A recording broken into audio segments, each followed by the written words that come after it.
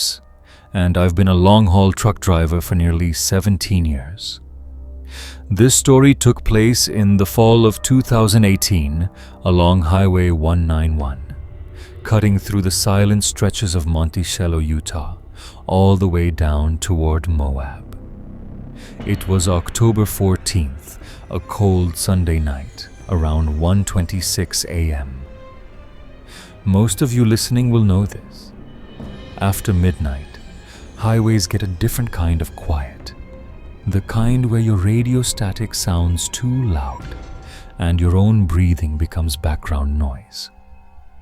That night, the moon was thin, clouds drifting across it like slow-moving shadows. I had been driving for hours, only passing 1 or 2 cars every half hour. The kind of night where the road feels like it's floating under you. About 10 miles south of Monticello, I saw something up ahead. A figure, walking along the empty road shoulder. At first, I just thought, another hitchhiker, poor bastard. I slowed down a little, more out of caution than curiosity. My headlights stretched far enough to outline him, tall, thin, wearing something dark. But here's what bothered me. He didn't move like a normal person. He had this slow, dragging walk, like each step took effort. And the strangest thing, every few seconds he would tilt his head, like he was listening for something I couldn't hear. I passed him without stopping, and in my mirror, he didn't turn. He didn't look. He didn't react to the sound of a massive truck barreling past him. He just kept walking. That should have been the end of it, but it wasn't. 2 nights later, October 16th, 2:10 a.m., I was coming back up the same stretch of highway, headed north this time. And there he was. Same spot, same slow, dragging walk, same head tilt. I felt a chill deep in my stomach, like someone had reached inside me and squeezed. I passed him again, and again. He didn't move or react to the truck. I thought maybe I was tired, maybe seeing things, but then, 2 miles ahead, my radio crackled with a burst of static. I leaned forward to adjust the tuner. That's when a voice came through. Breathless, raspy. Not through the CB radio, through my truck's speakers. Greater than he, LP, me? I froze. The voice cut out instantly. I checked the CB again. It wasn't even turned on. A few seconds later, my headlights flashed, like something had passed in front of them. But the road was empty. Another week passed. I tried to forget about it, but on October 22nd, around 3 a.m., I had to make the same run. I even told myself I'd take a different route through Colorado, but I didn't. Habit or fate? I don't know. When I reached the same lonely stretch of Highway 191, my stomach dropped. He was there again. This time he was closer to the middle of the road, not the shoulder. Walking directly into my lane, I braked hard, my tires screeching across the asphalt. The figure stopped walking. Slowly, very slowly. He turned toward me. My headlights finally lit up his face, or what was left of it. His mouth wasn't a mouth at all. His lips had been stitched shut, crisscrossed with thick, uneven black thread, like someone had done it with shaking hands, and his eyes, God, wide open, too wide, like he didn't blink at all. Then He lifted one hand, not waving, just raising it, signaling me to stop. I panicked, shifted gears, drove around him as fast as I could, but as my headlights left him behind, he vanished, just gone. No figure in the mirror, no silhouette, nothing. Like he had dissolved into the night. For days I couldn't sleep without seeing that stitched face in my mind. Finally, on October 30th, during a delivery to Moab, I stopped at a diner truckers often use, the Rusted Horse Diner off Highway 191. Inside, the air smelled like old coffee and fried onions. The waitress, an older woman named Darlene, noticed something was off with me.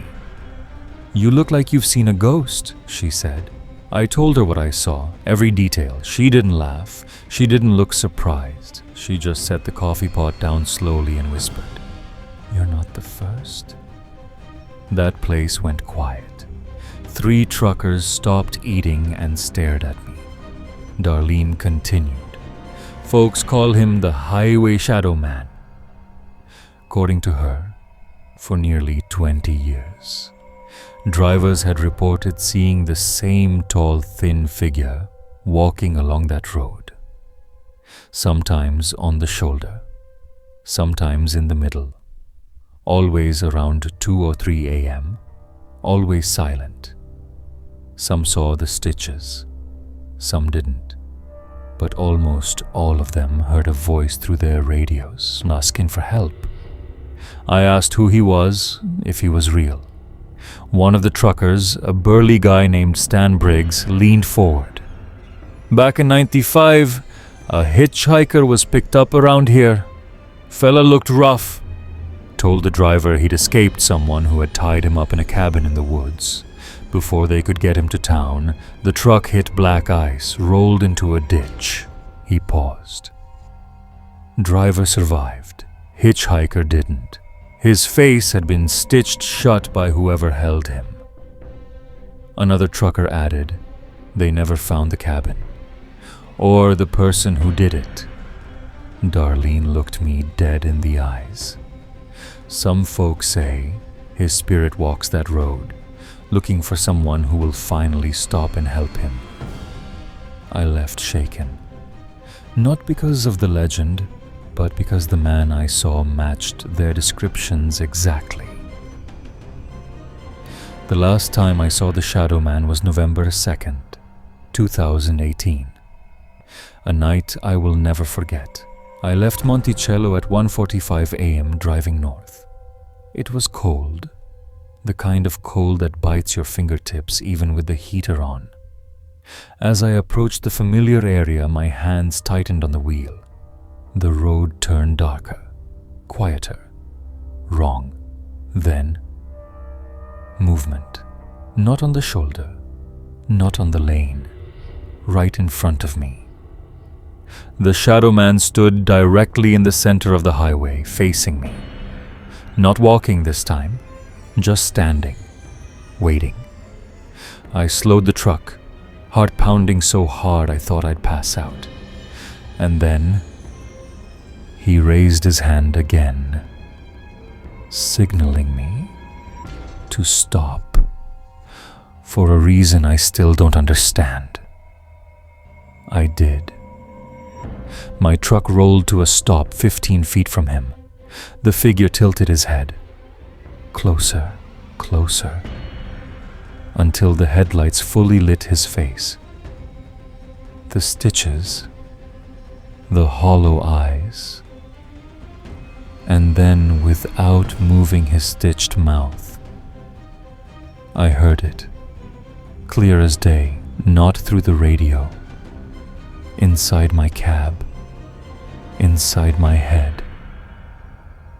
"Help me," I froze. I couldn't breathe. The figure lifted his hands, slowly, painfully, as though asking to be carried, or as though showing me his bindings. Then, in a blink, he vanished. Gone. No footsteps, No fading. Just gone. My truck's engine stalled. All the lights went out. The cold inside the cab became unbearable. I tried the ignition. Nothing. Tried again. Dead. When the light suddenly flickered back on, my phone buzzed with a notification. A new image. Sent from unknown. My hands trembled as I opened it. It was a photo taken from the road, taken from behind my truck. In the middle of the photo, a shadowy figure, standing just inches behind my trailer, watching, waiting. I quit long-haul trucking after that. Moved to Arizona. Got a job delivering equipment for a construction company instead. I never drove Highway 191 again. But sometime, late at night, on different roads, my radio crackles with static, and a faint voice whispers, "Help me?" And I know, wherever I go. He walks that highway still, searching for someone who will finally stop. Someone who can set him free. Someone who won't just pass him by. I moved to Flagstaff, Arizona in May 2019, trying to rebuild my life. New job, new place, new routine. But something followed me. At first, it was small things. A cold draft in my apartment, even with windows closed. Footsteps in the hallway at night. My radio crackling with static at 3 a.m. and always the same whisper. "Help me?" I kept telling myself it was trauma. My mind replaying the stitched face that haunted the Utah highway. But everything changed on June 11th, around 2:04 a.m., when I heard the voice again. Not through static, not inside my head, but right outside my bedroom door. A slow, broken whisper. "Dan, il." I froze. I didn't move a muscle. Didn't breathe. Then came the second whisper. "Cab. Bin. Cabin." I didn't understand it. Not then. But I would soon. That morning, I drove to a truck stop on the outskirts of town. Canyon Run Fuel Depot. I hadn't stepped inside a truck stop in months, but something pulled me there. As I walked toward the coffee station, someone grabbed my arm. A woman, mid-50s, gray hair tied back tight. She wore a jacket with the patch. Mesa County Search and Rescue. Her name tag read Harris. "You're Reeves," she said instantly. Not asked, stated. I swallowed. "Do I know you?" "No, but I've heard about you." She lowered her voice. "From Utah drivers, and from Darlene at the Rusted Horse Diner." My chest tightened. Harris continued. "You saw him, didn't you? The man on the highway?" I didn't answer. Her eyes softened, almost sad. Then she said, "You need to listen to me. Don't go back to Utah. Don't go looking." I blinked.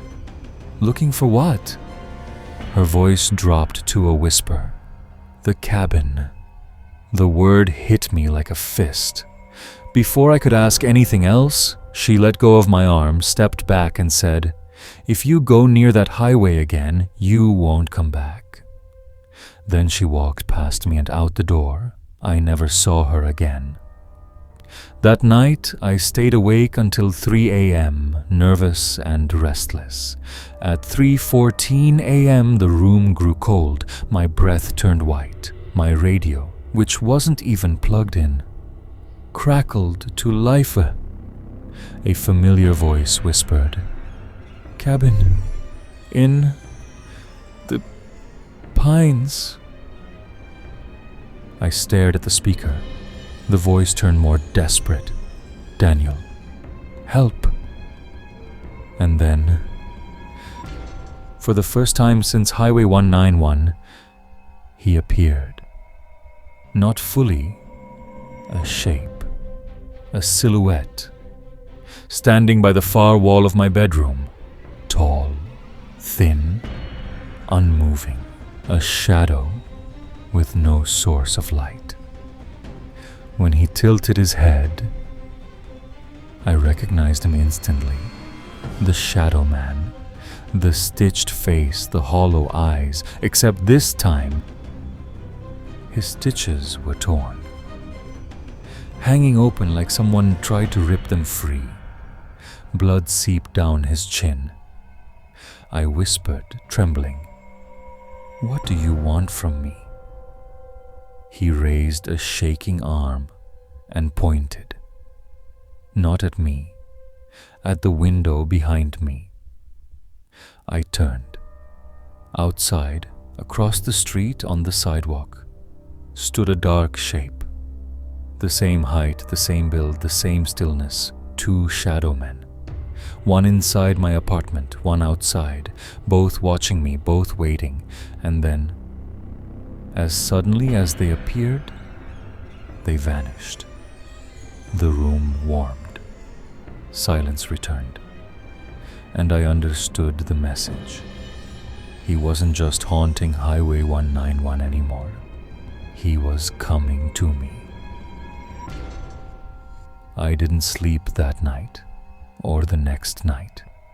The whisper came again and again, greater than cabin, greater than in the pines, greater than. Something inside me snapped. Not fear, desperation. I needed answers, closure, anything.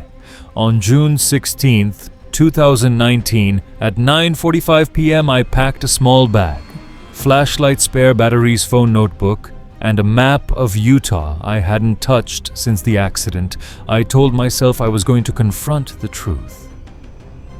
But deep down, I knew I might not return. I started driving north, toward Utah, toward Highway 191, toward whatever waited for me there. By 2:20 a.m., I was 10 minutes from Monticello. The same dread returned.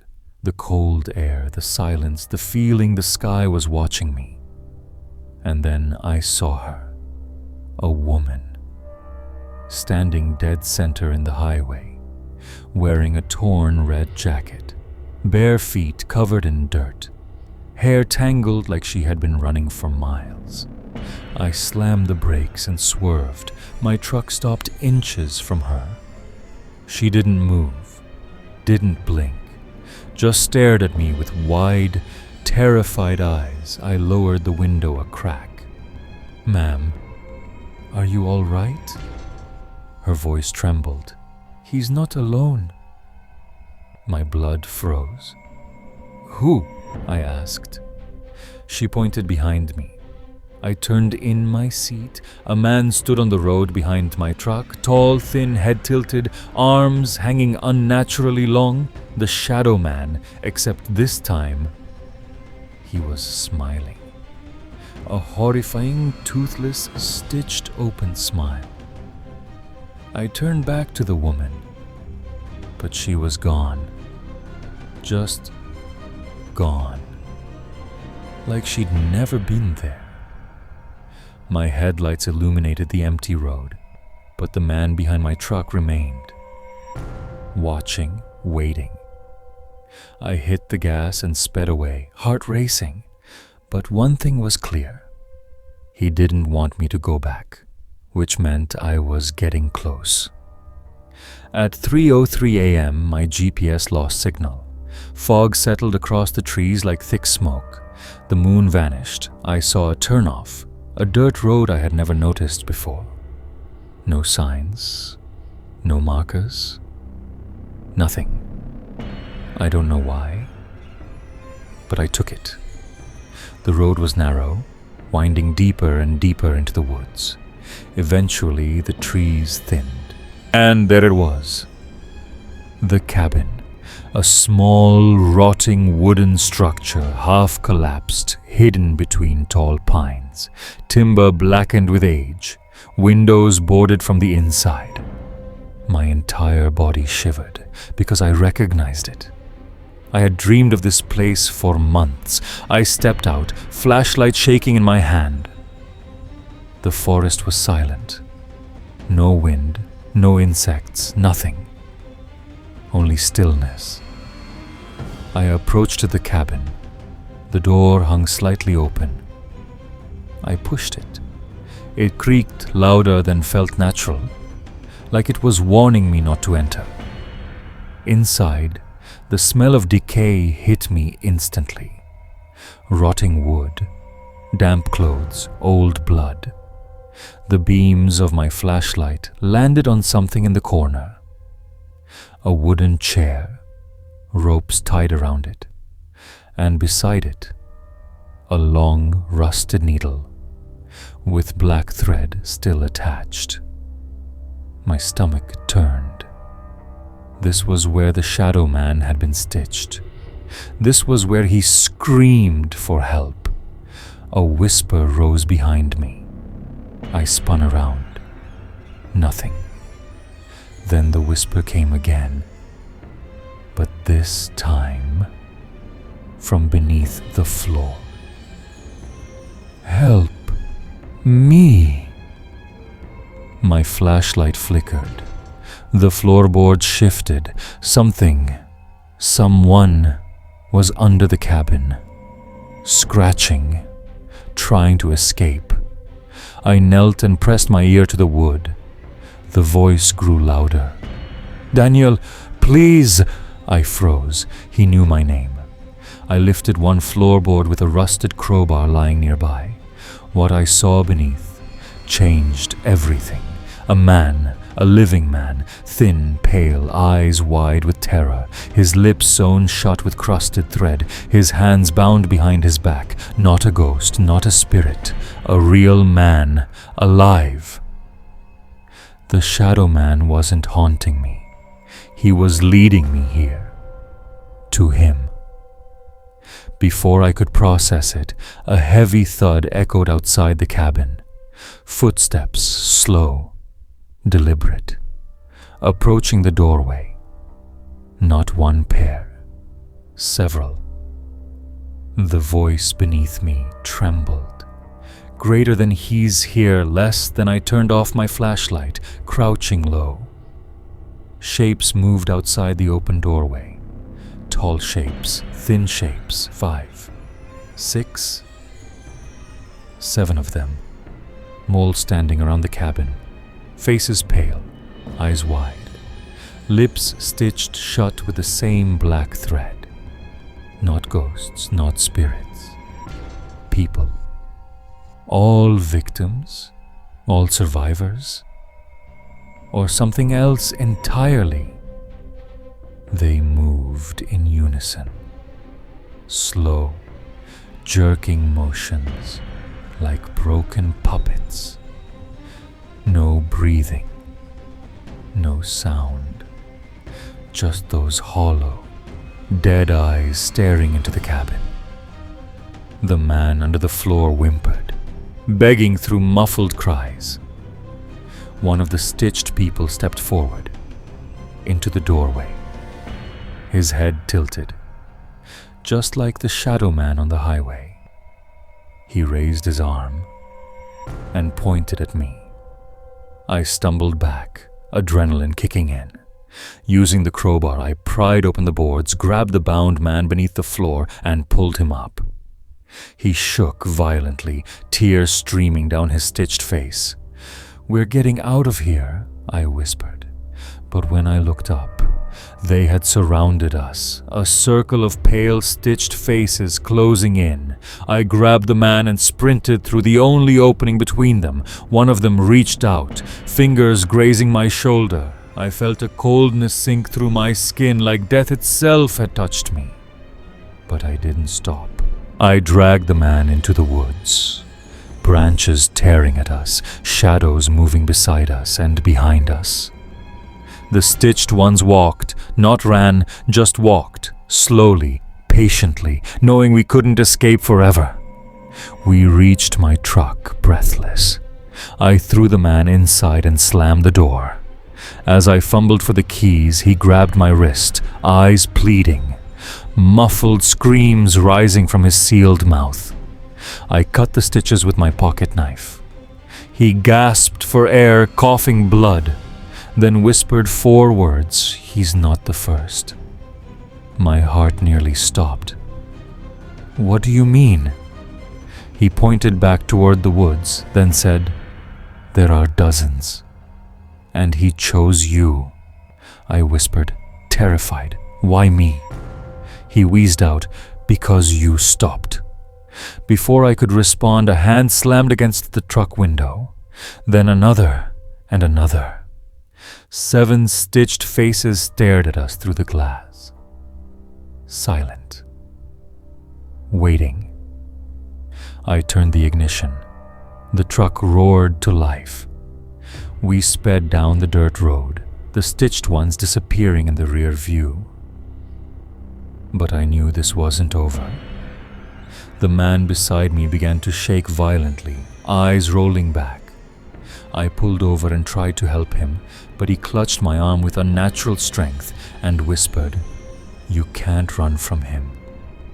I swallowed. "Who?" He shook his head. "The one who stitches." Then he screamed, a blood-curdling, soul-shattering scream, and collapsed. I reached for my phone to call for help, but there was another message waiting on the screen. A photo sent from an unknown number. It showed me and the man in the truck, taken from the woods behind us. A tall silhouette stood among the trees, holding a needle and black thread. The stitched man, the one I had rescued from beneath the cabin, lay unconscious beside me. His breathing was shallow. Each inhale rattled like broken glass inside his chest. I dialed 911, but the call didn't go through. No signal, not even a single bar. And then, my truck radio crackled. I nearly jumped out of my skin. Because the radio wasn't even connected. A low, rumbling voice came through the speakers. "Bring him back." My blood froze. Another burst of static. Then the same voice again, calmer this time. "He belongs here." I shut the radio off, and the voice continued from the speakers anyway, like the power source didn't matter. A third message. "Greater than you don't know what you've done." And then silence. Only the man beside me, trembling in pain. I drove fast. Too fast. Trying to get back to the main highway. The stitched man stirred, opening his cracked, bleeding eyes. He whispered, "Don't go back." I asked him who stitched them shut. His lips quivered. He spoke 2 words. "He watches." "Who watches?" His voice cracked. "The one in the woods." I pressed him harder. "What's his name?" The man shook violently, his eyes widening with primal fear. "He has no name." Before I could ask more, he suddenly screamed, clutching his throat like invisible hands were strangling him. His body jerked once, twice, and then went still. Dead, just like that. A cold wave washed through the truck, but something was wrong. His stitched mouth moved, not physically, but something unseen pushed the skin as if trying to speak from inside him. I floored the gas pedal. I needed out of those woods. Finally, After endless minutes speeding through the dark, my truck burst out of the forest and back onto Highway 191. The relief hit me like oxygen. But before I could breathe, red and blue lights flashed behind me. A police cruiser. I pulled over. An officer stepped out. Tall, bearded, mid-40s, badge reading, Sergeant Paul Whitaker, San Juan County Sheriff's Office. He approached cautiously. "Sir, are you aware you were going almost 85? I nodded, shaking. I can explain. Someone died in my truck. Someone... Whitaker's eyes narrowed. Someone died? He shone his flashlight inside, at the passenger seat, at the lifeless body of the stitched man. But then something horrifying happened. The stitched man's head slowly turned toward Whitaker. His dead eyes opened wide, and in a guttural, unnatural voice, he rasped, "He sees you." Whitaker stumbled back, hand on his holster. "What the hell?" The stitched man's mouth tore open along the old thread, ripping wider and wider until it split open like wet fabric. Blood poured down his chin, then the torn lips shaped one name. Whitaker. The officer froze. The stitched man whispered again, "He is coming for you." Whitaker screamed. He emptied his gun into the body. The stitched man didn't move, didn't flinch, didn't react. He just stared at Whitaker with empty, soulless eyes, until they suddenly rolled back, and the corpse collapsed again, dead for real. Whitaker dropped his gun. "What the hell was that? What is going on?" I tried to speak, but words failed. Finally, I managed. "There's a cabin in the woods. Someone's down there. Someone evil." Whitaker looked at me, then back at the corpse. He whispered, "I know that cabin." Whitaker sat against the guardrail, hands shaking. "I didn't believe it," he muttered. "Not until now." I crouched beside him. "What are you talking about?" He took a deep breath. "There was an investigation in 2003. People disappearing along this stretch of highway. Campers, hitchhikers, a couple of truckers too." He swallowed hard. "The reports mentioned a man with thread and a needle." My heart pounded. "You mean the one who stitched them?" Whitaker nodded. "They called him the Pine Maker." "Why that name?" I asked. Whitaker looked at the dark tree line. "Because he only takes people into the pine woods. Because he only leaves bodies stitched shut. Because he..." A loud crack echoed from the forest. Like a breaking branch, Whitaker jumped to his feet. "Get in the truck, now!" We both climbed inside, slammed the doors, locked them. He pulled out his radio.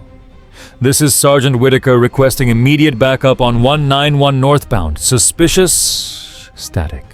Only static. He hit the radio again. More static. Then a faint voice. A voice I recognized. The Shadow Man. Whispering. "Greater than... Don't call them."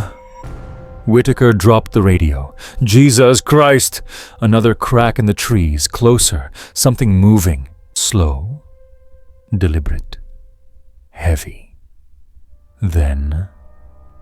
a figure stepped out of the forest, not the Shadow Man. Worse, much worse, he was massive. 6'6", maybe taller. Clothes shredded. Skin pale like meat, left in the freezer. A black hood covering most of his face. In one hand, a long metal needle, at least 12 inches. In the other, a spool of thick black thread. The Pine Maker. Whitaker whispered, drive. I didn't need telling twice. I hit the gas. But as the truck sped forward, the pine maker turned his head, slowly, deliberately, and I saw his face, or what was left of it. No lips, no eyelids, just shredded skin, stitched crudely together in random patterns. He had stitched his own face, and he smiled, a horrible, impossible smile. Whitaker screamed, "Go, Reeves, go!" The tire screeched. We flew down Highway 191 at nearly 90. But the pine maker didn't chase. He didn't need to, because as we fled, the stitched man's corpse in my passenger seat turned its head toward me, smiled with that torn mouth, and whispered, "He marked you." I slammed the brakes. The body fell sideways, dead again. But the message was clear. The pine maker had chosen me as his next target, and he would not stop, not until he finished what he started. Whitaker and I sat in silence for a long time, the highway empty, the trees watching. Finally he said, "We need to burn that cabin." I nodded. "We need to destroy whatever is inside." He hesitated. "Reeves, there's something else." "What?" Whitaker swallowed. "I saw a case file once, from years ago. The pine maker only chooses people who do one thing." I looked at him. "What thing?" Whitaker's voice shook. "People who try to help the stitched ones." My stomach dropped. That meant me. That meant I was marked the second I stopped my truck on that dark highway months ago. Whitaker looked at me with pity. "Daniel, I don't know if we can save you." I didn't answer, because something flashed in my rear view mirror. A silhouette, tall, thin, standing in the middle of the highway, watching us. The Shadow Man.